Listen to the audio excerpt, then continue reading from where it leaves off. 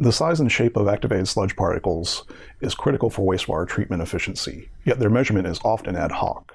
This protocol provides a repeatable, well-defined, and semi-automatable method for their measurement.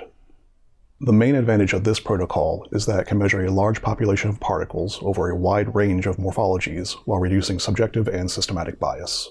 While this technique is focused on activated sludge, technically anything that has the same particle morphology, such as microplastics, can be measured with this method.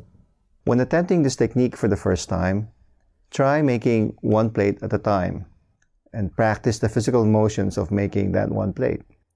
Also, take your time with the microscopy.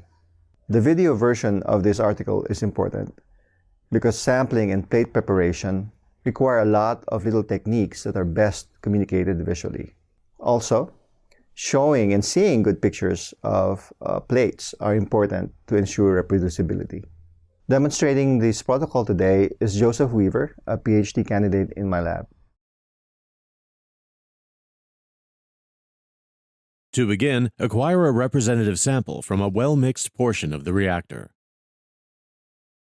Gently mix the sample and then immediately pour the determined sample volume into a 15 milliliter centrifuge tube.